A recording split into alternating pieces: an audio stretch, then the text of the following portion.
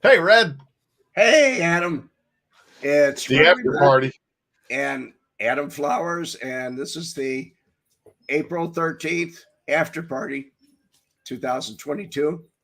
And if my voice is a little froggy, I think you guys will get used to it. Little froggy. Yesterday you sounded froggy on the phone. Today not I so didn't have any much. voice Monday at all, period. Nothing. Yeah, you're sounding much better.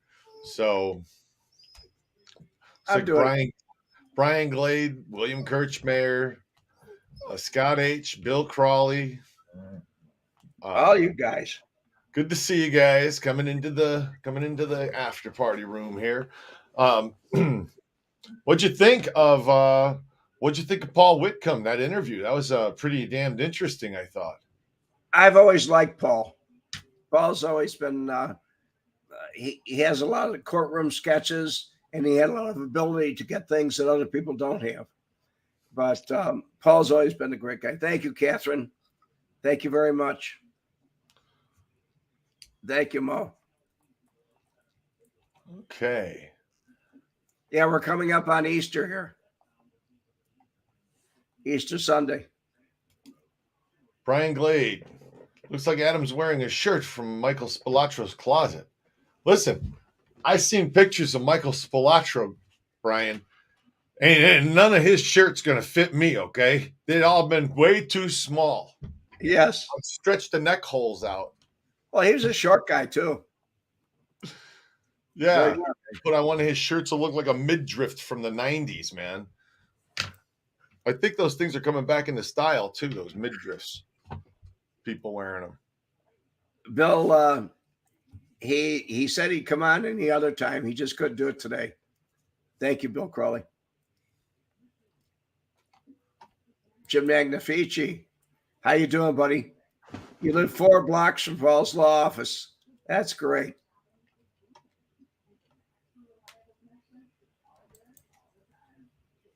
Joe Clark, 64. At Trail Dusty, sorry you lost your dog. That's sad. That sucks. That sucks. That's tough to lose. Okay, here we got a comedian in the crowd here.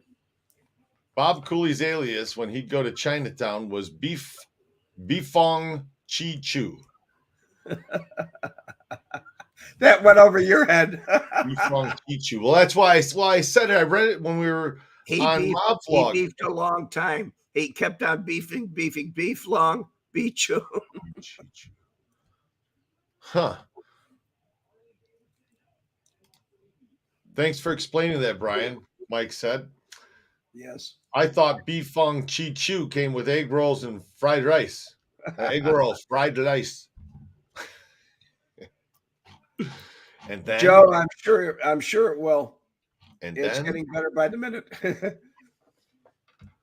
Adam, next time you have Paul on, try and make it for 2 hours. You know, an hour is a long time. Red and I sit for 2 hours. Can't afford it for 2 hours. You know what his fees are? You know how much? Yeah, you know how much? Paul makes good money. He's a good attorney. Very good attorney. Okay, folks. Trail Dusty. Brian, you always make us laugh. That's the whole point. You're right. We love you guys. I do. Adam does. So what's going on? Glad wants to know what's going on with you, Red? Remember the house in Libertyville that was a casino in the early 80s? No, it was in the 70s that I remember it, and I do remember where it was at. I used to get out there, Brian. As a matter of fact, the Libertyville house. What was that all about? Well, Libertyville was kind of like north of Wheeling. Okay. It was Milwaukee Avenue. You just go up that way, but there were a lot of things going on in Libertyville. There really were. Here we go. Scott H., you're making me hungry for Chinese. This week it's going to be Chinese. When we had Anthony DiMartini on, I was so freaking hungry at the end of that after party. I just, oh, Anthony, talking to Anthony DiMartini reminds me of the movie Fatso with Dom DeLuise, where they start talking about food and yes. talking about food. Yes. Very good movie. I like to laugh anyway. Hey, Mickey, sounds like your voice is going out, Red. He actually, his voice is No, just it's coming back in, guy. It's coming back in. Yeah, Red, you sure do sound like, you sure you don't have a frog stuck in your throat? I might. Catherine Guerrero's funny. Catherine, I might. Hit the Thank you like for button, stopping by, guys. Catherine. Hit the like button, guys. And then Thank you, Joey Mickey. Ayupa. Last you need to do is eat some Chinese. You'll be hungry an hour later. Yeah, you're It's right. true. It's true. Okay. Michael, here goes Michael Graham now. Michael Graham. Red has now officially made more appearances on Adam's show than the little Italian mouse Topo Gigio made on the Ed Sullivan Show. You don't remember LOL. about Gigio? No, what is Topo Gigio? An Michael, Italian mouse? about it. Topo Gigio? Oh, here we go. They were puppets on the Ed Sullivan Show. That was years ago. You're talking back in the 60s, guy. Ed Sullivan? Yeah. He doesn't even know who Ed Sullivan is. Mike? No, I know who Ed Sullivan is because Jack was on the Ed Sullivan Show. Oh, okay. So, oh my, that's pretty interesting. And now I'm going to have to go. And there's video. There's video of them doing their routine together, Ed Sullivan and Topo Gigio. Yes. Jeez. Yes. It was the thing in that day, to have something extra. I thought it was good. I liked it. Recently, I'm going to talk about something. If people don't want to hear it, they could just say, cut it, Red. But there's a YouTuber that I'm not going to mention the guy's name, but he said he was made in the mafia at 14 years old. And he writes fiction books, not nonfiction. And he criticizes me a great deal over that because he just recently called me a stalker because I made a comment. Is that true? And it wasn't true. He only writes fiction. So I kind of got a kick out of it. Some other people did on Facebook. Red, it sounds to me like you're stirring up crap online here. I said it. If you want me to talk about it, say no. No, it's your channel. I don't care. Whatever you want to talk about. Gianni Russo. You must have read something, Gianni. And yes, I where's it at? Yes, Scott H. I used to listen to that show and I loved it when it opened up with the June Taylor dancers live from Miami Beach. It's a Jackie Gleason show. That was way back when too. I enjoyed it. Adam didn't see any of these things, I don't think. No, I didn't. I missed that. I'm still looking for this Topo Gigio. Scott H.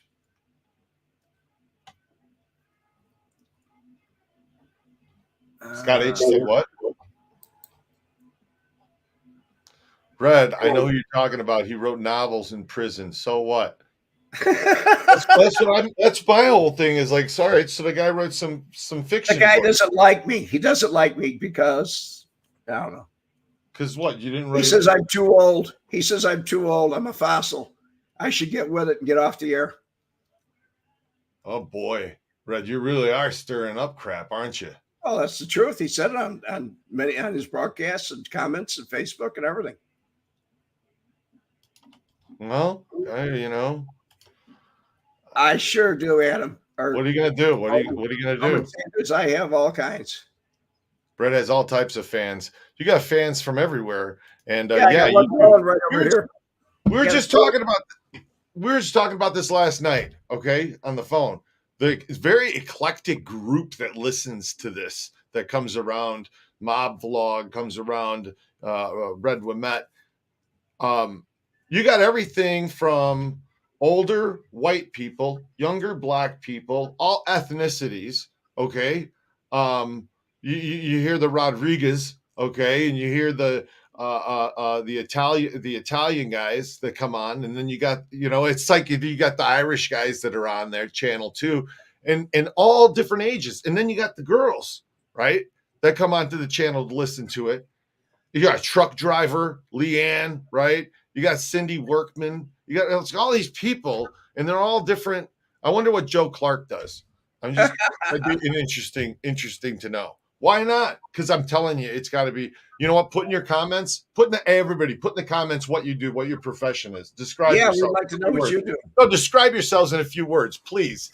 Just for shits and giggles, because I'm telling you, there is so many different When you people. put in your comments, I'm going to answer this question. Go ahead. What about the Petit brothers? You mean Larry and Joey? They were up in Libertyville. They were up in that area, Larry and Joey. Larry Petit, good friends of mine, both of them. They hung out at the Grand Avenue crew by Kozo's. And we used to have Joey Petit, and I used to have drag races on the Kennedy Expressway going out towards Eden's Highway when he'd be going home. Both nice guys. I liked them both. Got along with them well. Never saw a bad side of them. Just like Paul said, you don't see a bad side of them when you see that, because it's a social setting. It's not a sit down. Not a problem. Scott H. Yeah, his name's Gunner, supposedly. What does he know? Obviously nothing.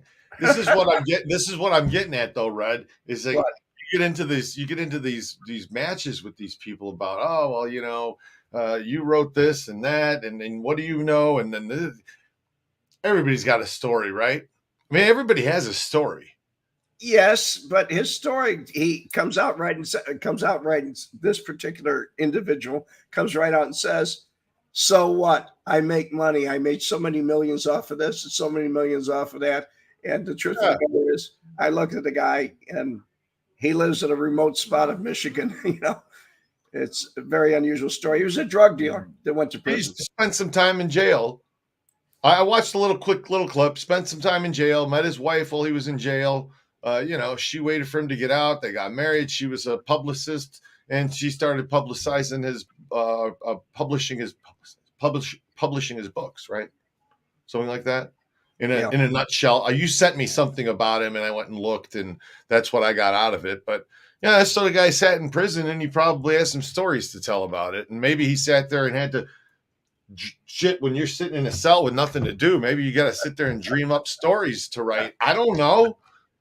I don't know, Red. I'm just surmising. But to go on the air, come on, Adam, give me a break here. To go on the air and say I was made by the mafia when I was 14. He talks. That's what he talks. When he talks. Didn't Ricardo and Giancana and all those start out in the 42 gang, and they were like teenagers when they were getting recruited? At 14? Yeah, maybe he was recruited, it's like, and then he figured that's when I don't know. I didn't know that guy's story. Maybe he's right. Maybe I'm just a fossil. You know whose story I want to hear? Rick Charlton. He's a West Texas cowboy. Catherine Guerrero, she's a housewife. Joey Aiupa, we all know he whacks ham sandwiches. And of course, we've had street stories on Anthony DiMartini. He's a lackey. Tim Halverson, restaurant maintenance. Brian Glade's almost 50. He's got long hair. He's a retired cop, and he's an electrical engineer now. Luminous Grin's a technician. What do you do that's technical, Luminous? He's a technician. Here's David Grimp. He's a warehouse worker. Jim Magnifici, retired law enforcement. Another law enforcement, see? 30 years. Yeah. Hey, Red and Adams. He works at John Deere. John Ramsey works at John Deere. You know what the chances of that happening are? Very little. The John Ramsey works at John Deere. Did I tell you about that religious guy, the priest who bought the farmhouse? No. He got a farmhouse, this priest. And he had 3 rooms in the farmhouse upstairs, bedrooms. And he said, well, I think I'm going to, my wife and I live I'll live in the one room, and then I'll rent the other 2 rooms out to people. So he said, maybe I should give the rooms names. So he said, I know what I'll do. I'll name them after the apostles. That'll be Matthew, Mark, and Luke. Now, if I could just come up with a name for the toilet.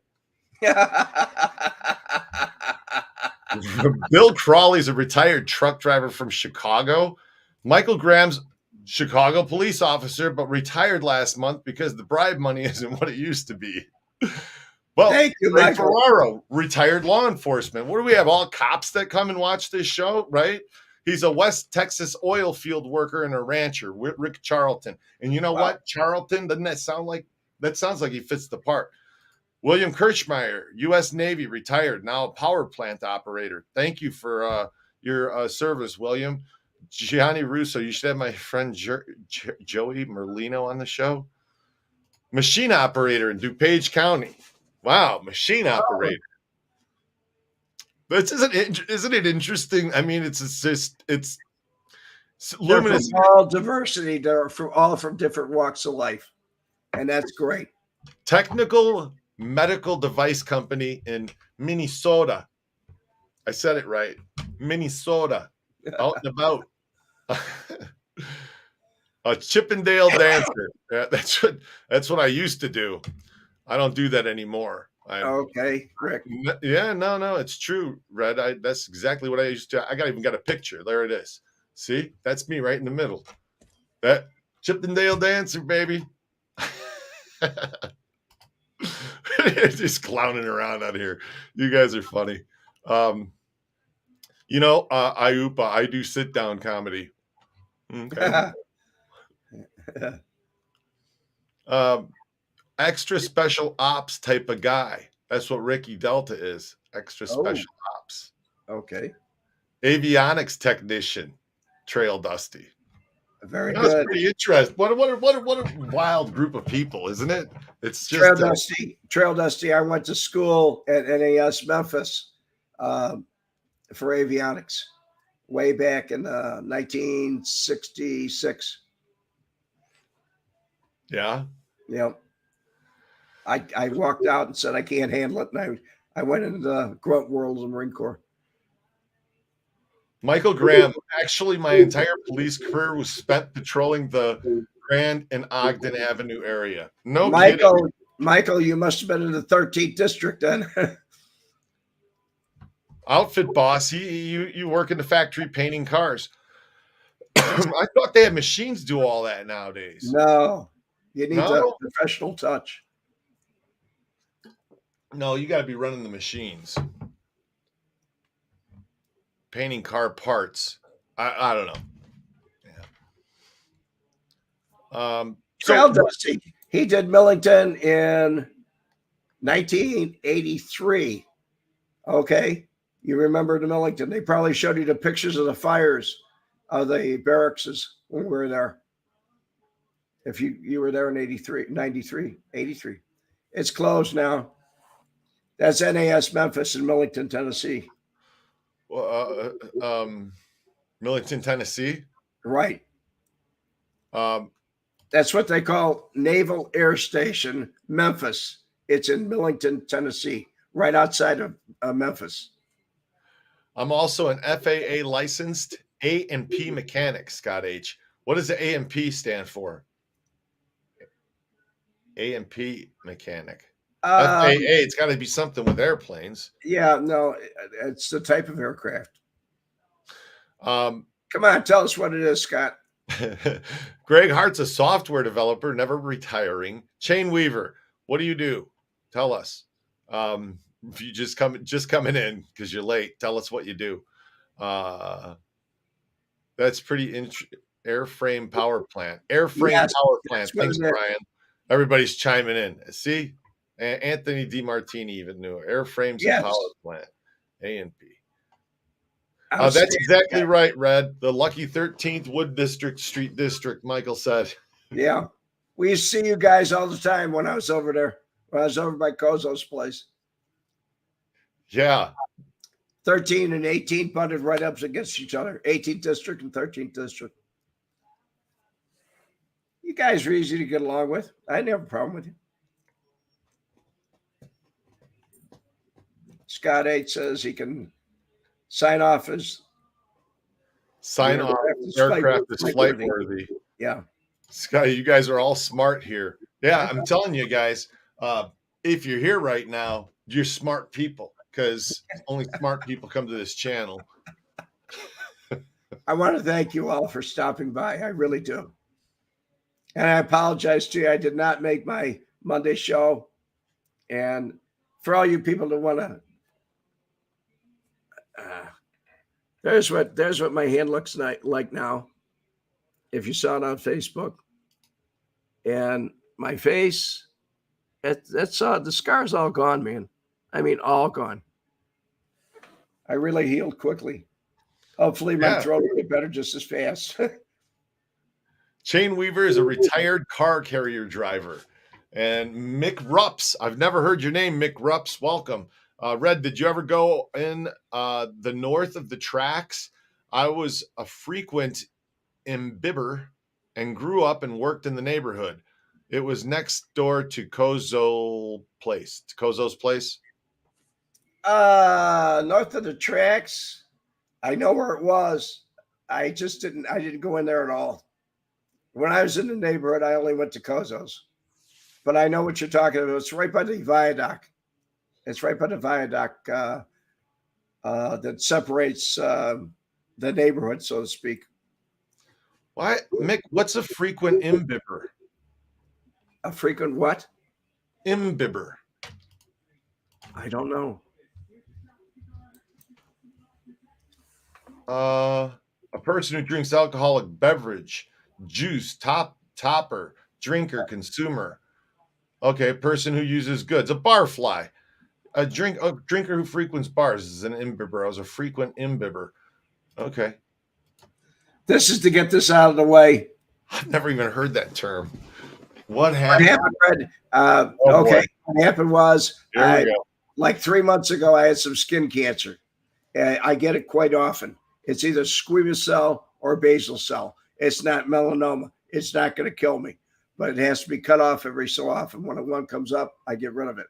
And this one grew real large. It grew into my nerve and actually to a tendon. They got it all. I got the pathology report. And while I was there, he said, "Oh, there's something on your side of your face too." He took a biopsy of that and said, "Let's take that off." So we took it off. We got that done.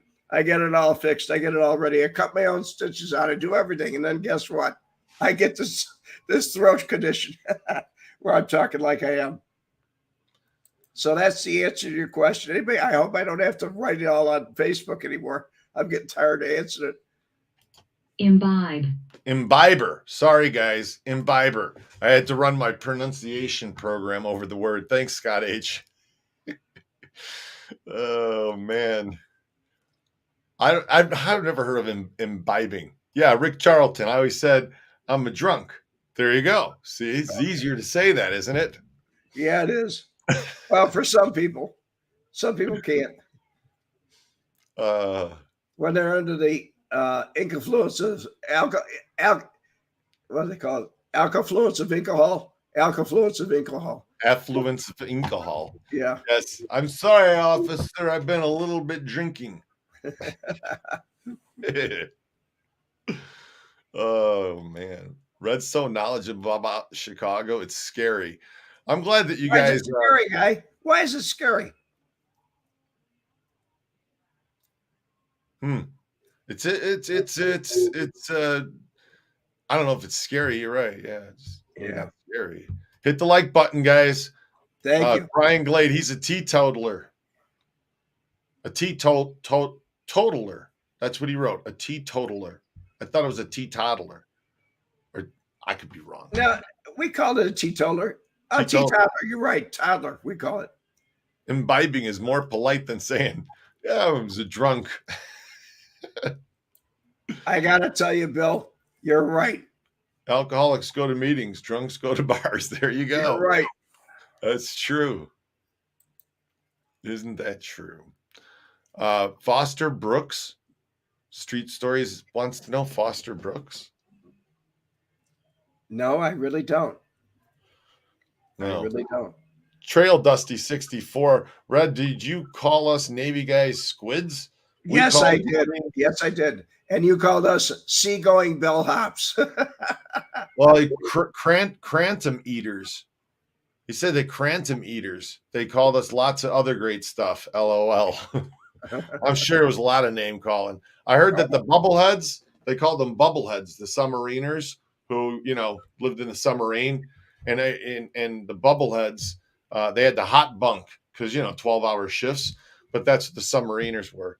The Navy, the guys up on top would say the bubbleheads, 128 guys go down. 90 days later, 64 couples come up. Well, there's a lot of those jokes going around too. Oh, I bet. How many deer heads do I have hanging on the wall?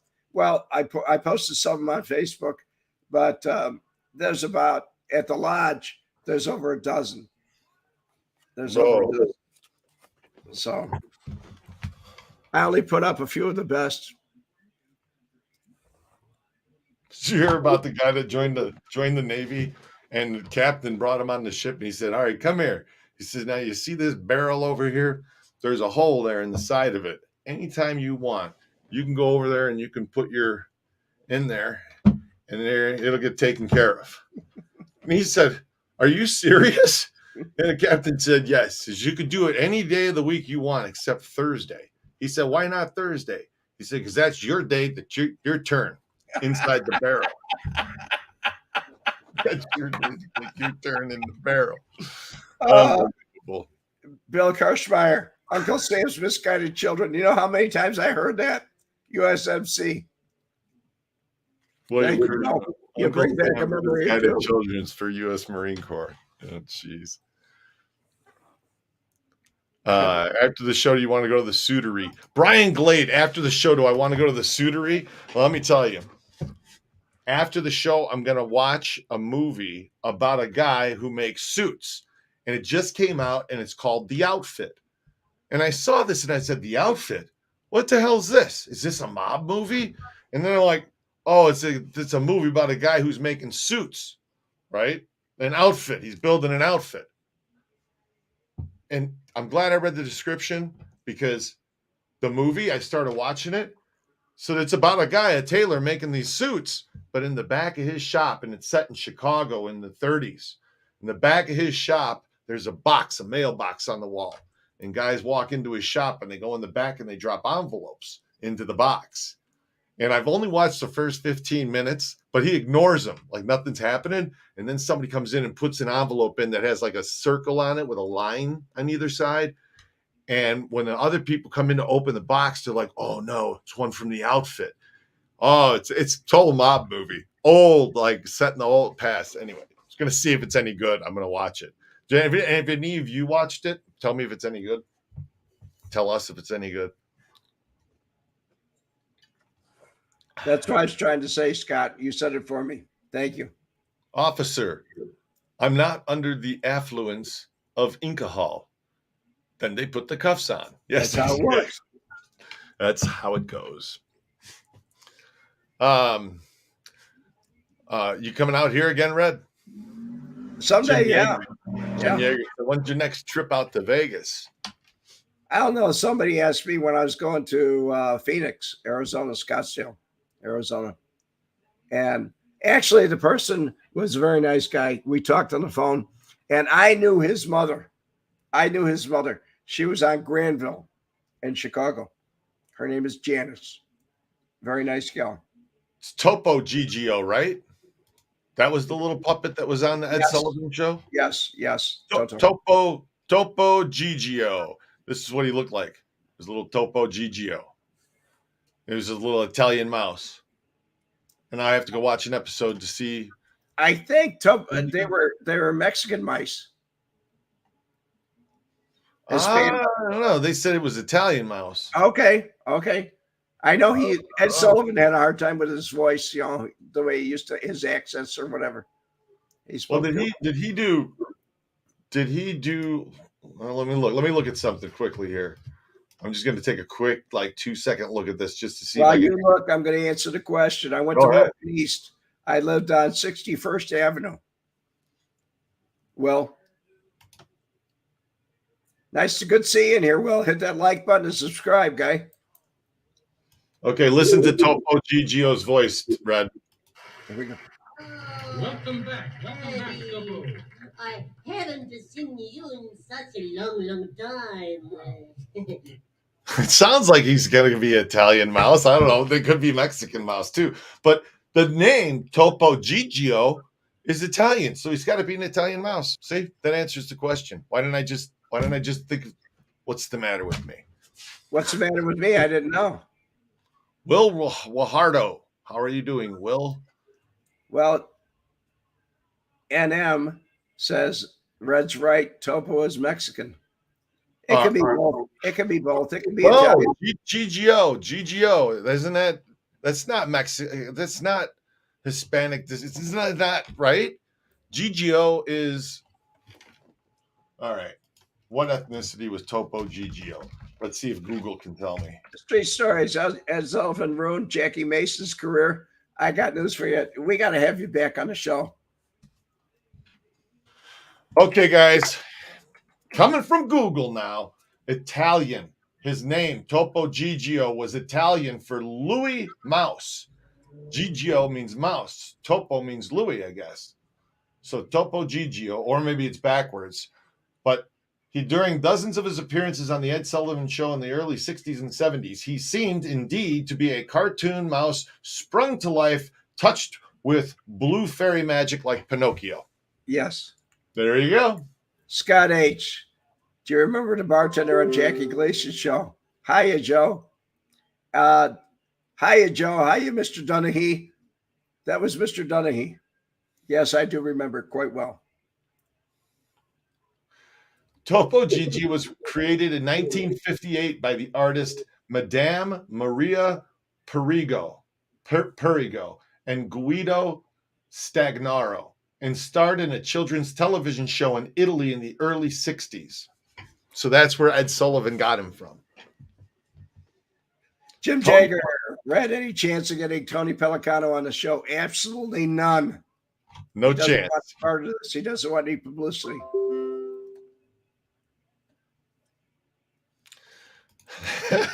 Mexican mouses can't get over the border, so the Italian one got the gig. Oh my God.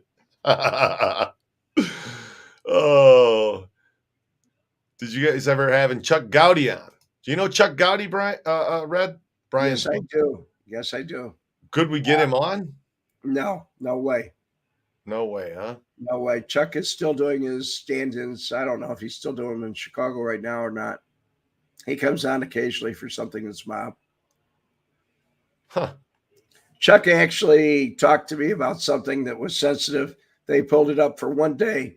And after they pulled it up for one day, they took it down. It's on the internet, but you can't. They took it off his broadcast. He promoted it. He said probably the biggest secret is who killed Marilyn Monroe. And it was on for one day, and that was it. Bang, they took it off right away. Okay, good question, Street Stories. Is the outfit based, the movie, based on Solano's tailor shop that Ross Prio operated out of? I don't know. So I just looked it up. Is it based on a true story? Quickly, guys. And I'm just going to, can I share this, Red? Sure. Okay, here. This is what I'm looking at, guys, so that you can see. Let me just share that side of my, side. There we go. Okay, so these are the stars right here in the center. The guy in the middle is the tailor, if you can see his face. Is the outfit based on a true story? The plot of the crime drama film, which released in theaters in March of 2020, is certainly reminiscent of other true-life gangster tales, such as The Irishman. However, one might wonder if the outfit is similarly an adaptation of actual events that really happened. It's set in 1956 in Chicago, and it focuses on an English tailor named Leonard Burling, was played by Mark Rylance. Burling's shop, located in a neighborhood controlled by Irish mob boss Roy Boyle, who's played by Simon Russell Beale, is used for a front for money laundering. When Boyle's son, Richie, who's played by Dylan O'Brien, and his enforcer, Francis, Johnny Flynn, come into the shop with a briefcase containing FBI records that'll expose the mob's operations. Burling must make some urgent decisions in order to survive. I won't go any further. Does that sound like the guy Anthony?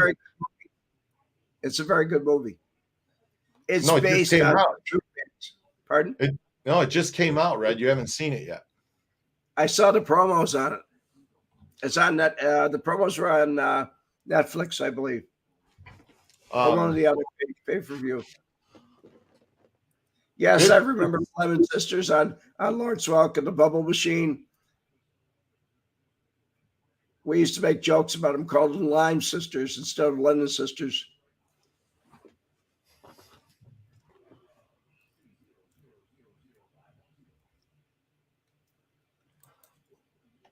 It's impossible. I don't even know if Bill's alive now. Last I heard, he was out running. Did you say Boyle? Was that what? Yes. No, Solano's tailor shop. Okay, the real life story that inspired the plot of The Outfit is fascinating. The Outfit in the film that allegedly provided a briefcase with recordings of Boyle's operation was a real criminal organization. The Chicago Outfit was an Italian-American organized crime family that rose to power under Al Capone, which originates. So I don't know if it's based on that particular tailor shop, but there was a tailor shop in November of '59. The FBI decided to take down the mob by planting a listening device in a Michigan Avenue tailor shop, as well as a tavern on Park Avenue. These efforts were part of J. Edgar Hoover's Top Hoodlum program. So I don't know, Street Stories, do you think that's it? If it was 59? Sounds like it could be. Well, if he's alive, I'll tell you what, he's enjoying his cattle. He has a big cattle ranch, Bill Curtis, and he's doing quite well with the beef. So John Drummond told me. Well, that's good. Yes. Yeah, that's it. Solano's tailor shop was on Michigan Avenue. Thank you, Anthony. And that's what it says. I've just read the rest of this, and that's what it said, that basically this movie is based on real life events, but it's fictionalized here and there. Well, it's like The Sopranos. You know, exactly. It's based on something, but people like that more than the real stuff. Right. Loosely. Anyway, that's what I'm going to be watching. That's what I'm going to be watching today. Which just looks good. I'm going to jump on the elliptical machine, throw it on the television, and yeah, it sounds like a good afternoon. Brian Glade. Red. Was car dealer Bruno Mancari mobbed up? I do not know. I never heard of him. Never heard of him, Brian. Sorry. Just reread Walter Jacobson's book. Reread Walter Jacobson's book that came out a while ago. Walter Jacobson. A long time ago. I didn't get along with Walter Jacobson. As a matter of fact, I did a bedtime story about him, I believe. Right. I don't know how this time flies by, man. This is crazy. I'm reading the comments. This is good. Joey, would you please get off the ham sandwich act? Okay. Come on. We've heard the ham sandwich act 2,000 times. Oh, man. Everybody's talked about it. Come on, give me a break, buddy. I love how Red can get annoyed by little things like this. I'm not annoyed. I'm laughing, but I'm saying I just keep hearing it, guy. I love you, but come on, find something other than ham sandwiches, guy. That's old school outfit history. It is. It really is. He found something this quick. He found this peanut butter. That's when you're whacking peanut butter sandwich. Okay, Joey. There you go. Oh man, Joey, you got a sense of humor too. I love it. I do. Oh, it's too funny. It's just too funny. Who is the real Joey As Aiuppo? much as she's laughing her ass off right here. She's laying down and going, laughing. Oh, what's on the Easter menu, Adam? Holman Sanders. Let me tell you what's on the Easter menu. Okay, this is the Easter tradition for me anyway. It's breakfast and it's Polish sausage, not that kielbasa, but Polish sausage. Okay, like you get from Mission. Real Missions in Calumet City. Yeah, pork sausage, like Italian sausage, but it's different seasonings. Okay, that's what I'm talking about. And you boil it, and then you take the water that's left that from the boiling, and you're supposed to take the way my bush I would do it was with a piece of rye bread and buttermilk, and you let it sit there in the overnight. That piece of bread with the buttermilk on it, and then you add that to the water. It works as a thickener, and then it thickens it up a little bit, and you add some horseradish into the mix, and then you have a hard-boiled eggs, and that's what you get. You get that horseradish soup with the hard-boiled eggs and the sausage in there, and usually rye bread. But see, I'm doing no carbs right now, and I'm trying to figure out how I'm going to thicken up the soup. Maybe I use a little xanthan gum this year. I don't know, but anyway, that's what's on the menu. What I'm going to have. Not that anybody cares, but what I'm going to have is leg of lamb. Yeah. Lamb, yeah. I like lamb, especially, that time of year or this time of year. Scott, I didn't like it when I was a kid. It's an acquired taste. It definitely, that horseradish soup is not, it's an acquired thing. It's good though. It is really good. Jim Magnifici, Tony, Lynn's Meats in Calumet City? Yes. Yeah, I knew Lynn's Meats. Matter of fact, Sean, I dated a girl a long time ago. Okay. And her father, I think he worked at Lynn's Meats back in those days. Back then, we're talking in the 90s. Jim Magnifici. Yes, he was indicted with Schweiss for extortion. Frank Schweiss was Tony Didino, Jeeps Didino, was indicted. I made a recommendation for him. I told him he was just a mule. That's all. He was just doing what he was told to do. He caught 3.5 years, and Schweiss caught 12.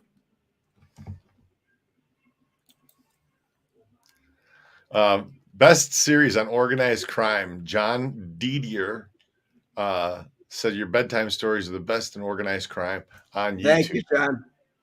They're very good. They're very good. Bill Curtis is still working. Last year, he hosted Cold Case Files. He's 81 years old. Wow. Yeah. Well, I knew he was older than John. He's close to John Drummond's age. Right. Yeah. So, okay. Red, what you forgot to do this afternoon when we started up was turn the music on. Oh, yeah. The hypnotic background in the background. That way there's never dead air. Yes. And that soothing voice coming over the air with that background. People just get hypnotized by it. And then they want to sit here and listen longer. And then we talk about food, make them hungry. What they don't know is that we're actually hypnotizing them to go out and to go buy food. Nick, I mentioned Janice about Granville back in the day. Yeah. I had a long talk with this wonderful gentleman here. Nice guy.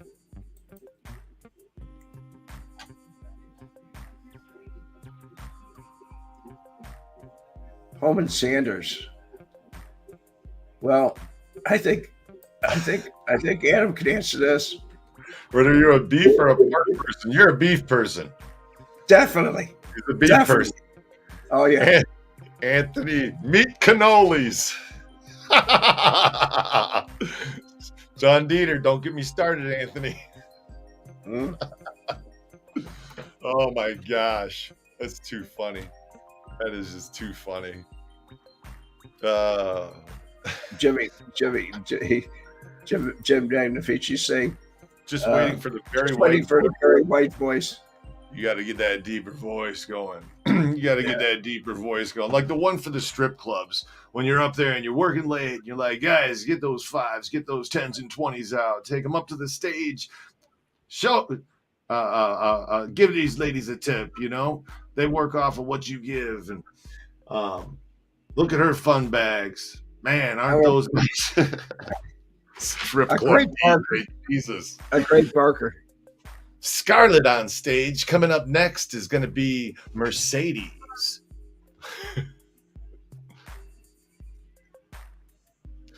Anyway, Tiffany on the main stage. Sounds like porno music. Sure does, Scott. But then again, you know, gotta have something going. John You Bitter. like my stories about You think you're hypnotizing us, but I'm really, in reality, we're hypnotizing Red with thoughts of delicious father and son's thin crust pizza. I used to get it. I used to order it all the time. Yeah. Adam, what did you used to do that pissed off Frank when recording when he said you were throwing him off? He sneezed. A couple of times,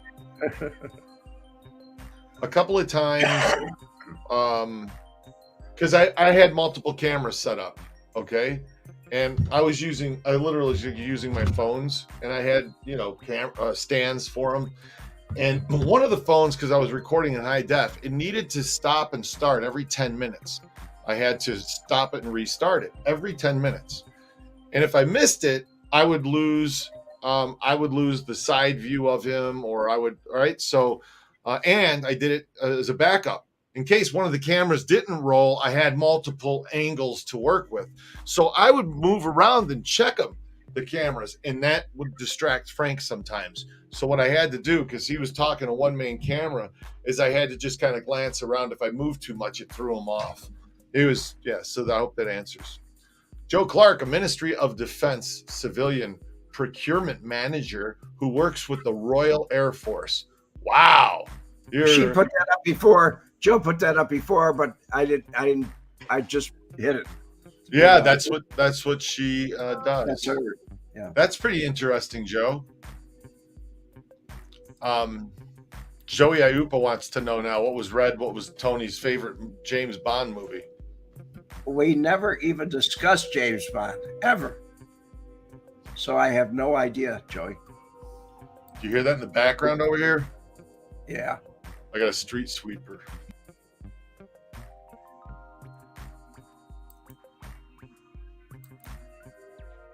You're most welcome, guy. Thanks, Scott. I'm willing to be a foster parent for some nice sweater puppies. Yeah, William. Call them sweater puppies. Okay. Yeah. Easy, guys. Oh, that's funny. Settle down, everyone. Settle down. Sleaze capital of the world and church capital. How's that?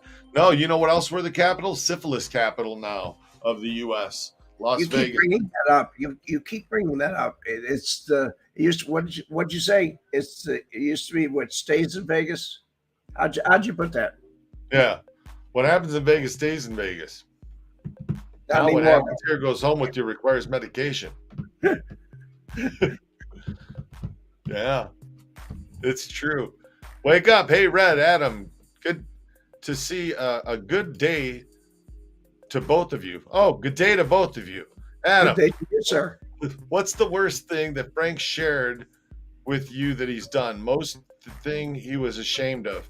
Thanks, guys. LOL elevator music. So, Frank, what's the worst thing? No, I mean, he sat and told me about the murders that he did. I can't think of anything worse than that. But then again, he told you guys about it too on the show. So I listened to the same stuff that you guys did. There wasn't anything that Frank told me that I didn't get on camera. You know what I mean? Story wise. I mean, when he started telling me stories, I was making notes to go, okay, I got to remember to bring up this. I got to remember to bring up this. Let's do one about this. Let's do one about. So, yeah. Didn't you distract him once with the camera? And he said, knock it off. Oh, yeah. But he yelled at me. I heard you in the background saying, "I'm sorry, I'm sorry." He yelled at me like a couple of times. He got seriously yell at me, like was upset. And one was years and years ago, and then one was on the phone, and yeah, he was really hot. But Frank, it's a short fuse, I guess. I think he always had that. I don't think it just occurred in his later years. No, I think he always had a short fuse. yeah, I think that's something that you just kind of part of who you are, right? So, Personality wise. yeah. Wake up. Thanks, Adam. You're welcome. Red is Saint Peter? Question mark. You two are the new Batman. Not and even Robin. close. That's funny. Here we go. Batman and Robin. All right. So, Batman and Robin. Batman and Robin made You a got to bet, be Adam. and Robin lost the bet because the loser had to wear his underwear on the outside of his pants for the rest of his life. No, look at it. Doesn't Robin have his underwear on the outside like Superman does too? Yeah. Right? Yeah.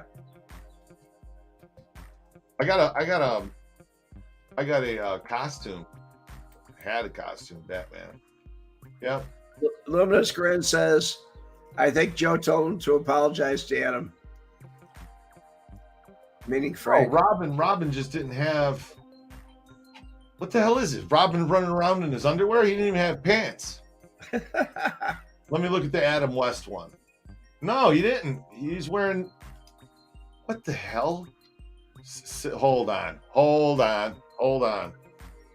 You got to be kidding me. I'm going to put this up because you have to.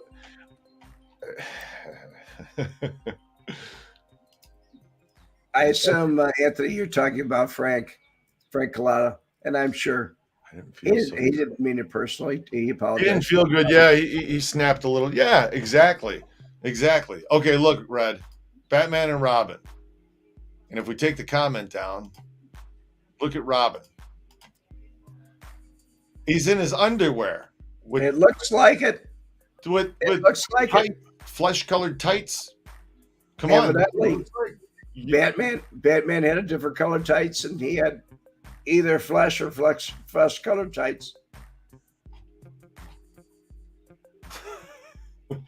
Well, here's Robin where he's wearing yellow tights with it, and Batman's got his underwear on the outside. See? I don't know. Hollywood's Hollywood. There, look at this. Look, Red. There. He's got yellow tights. You see that? Yes. And Batman's underwear's on the outside. Colors, that's all. Unbelievable.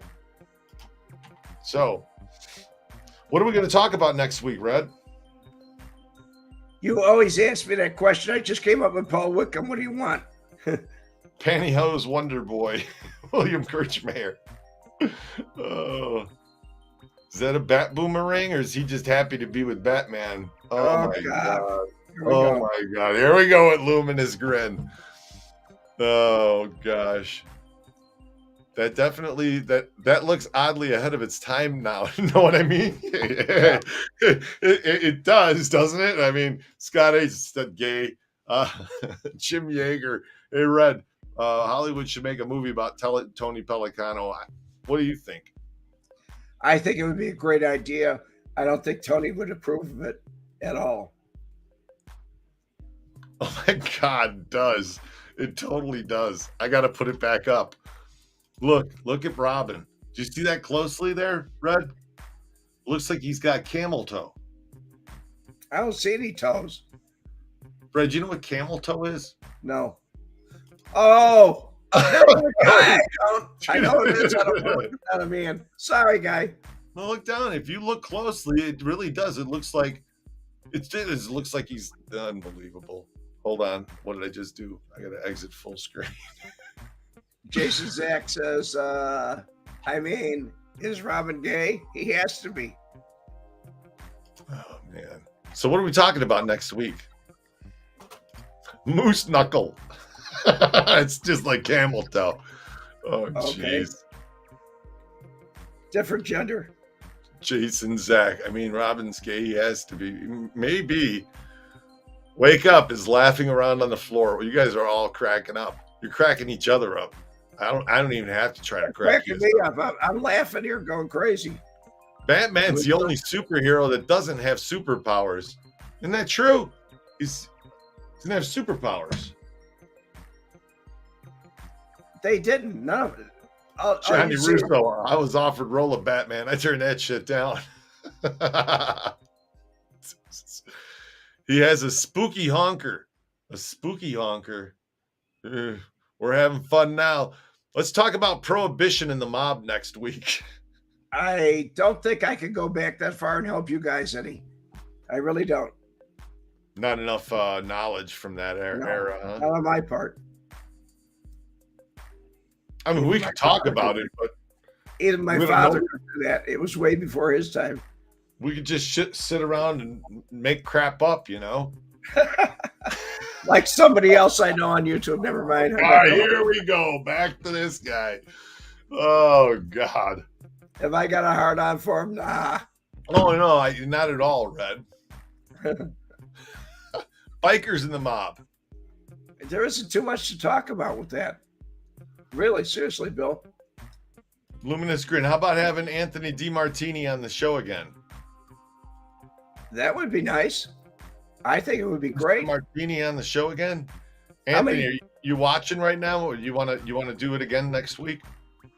We could talk about something else. I'm sure. What subject would we? You know, we talked about waiting on the mob. We'd have to talk about something. Anthony always Anthony, if you're not listening, I'll call you later. How many people would like to see Anthony on the show again? Should have Joe Collada on. Yeah, Joe won't come on the show right now. I mean, I could ask him if he'd phone in and do a little, Q&A, or I don't know. I don't know. He said he would do it if I went back to Chicago, and I was considering maybe taking a trip back, but okay, here we go with the voting. Greg Hart's putting down a 1. I got a 1 for Anthony. Just 1. Of course I'm watching. You should have Collada. Of course I'm watching. We want Anthony. We want Anthony. John Didier. Yep. Trace. You said 1. Red, did the outfit take money? Push 1 if you want Anthony DiMartini on, and don't forget to hit the like button. Red, did the outfit take money from your hot dog stand in some manner, like they extorted the money from the bookstore? No, not at all. As a matter of fact, it was suggested by Dadino that I should be paying street tax on the they called it a hot dog stand. I call it Italian beef stand. And when I told Schweiss about that, he got rid of Dadino, and he said he'll be opening up a hot dog stand in Alaska now. You ain't gonna see him again. Anthony, you know that your video that I had on, you know what? It's outperformed Frank Calabrese Jr. And I thought that wouldn't happen. So yeah, you got more views than he does on that video. It's one of the recent ones that's still doing pretty well. Anyways, everybody liked having you on. Maybe we could talk about something else. I don't know though what we could talk about, but old Chicago history, mob related, go some direction. Everybody's pushing number 1. They want Anthony back. Yeah. Anthony's encore. I gotta have that big goofy waiter on it. It's got to be better than it's got to be better than having the big goofy waiter on again. Yeah, but I've asked Joe, and he, I'm always available. Okay. Jim I mean, I'll do you guys this. I'll ask Joe. I'll call him and ask him, hey, would you do an interview phoned in on the phone? Maybe not. I don't know. How about getting Nick Solozzi Jr. on the show? He charges too much. Can't afford him.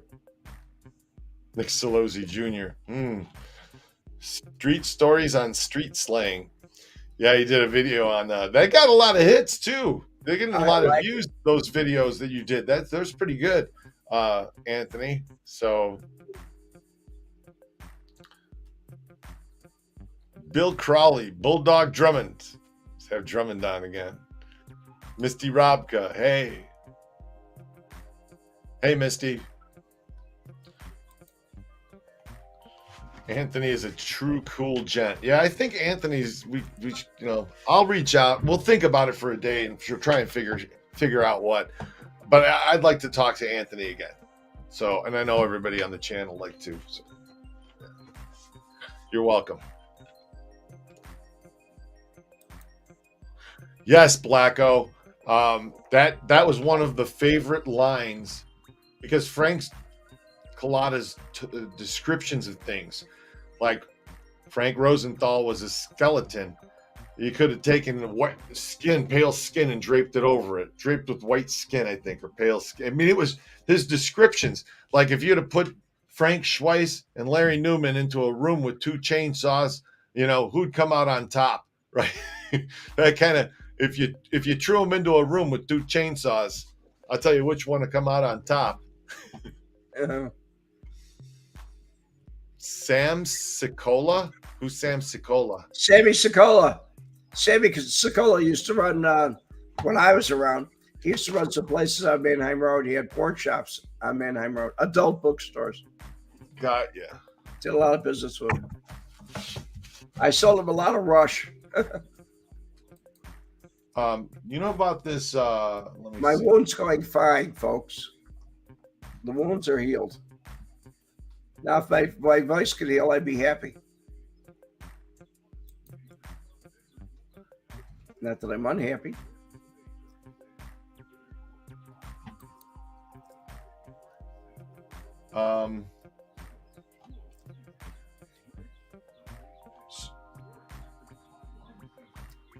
Ricky Delta says, what about, he doesn't even know her name, Elaine Smith. The FBI woman again. Oh, Elaine Smith. Yeah. She's very interesting, Ricky. She is. Yeah. I knew her husband, Tom Smith. Uh-huh. Nice guy. Very nice guy.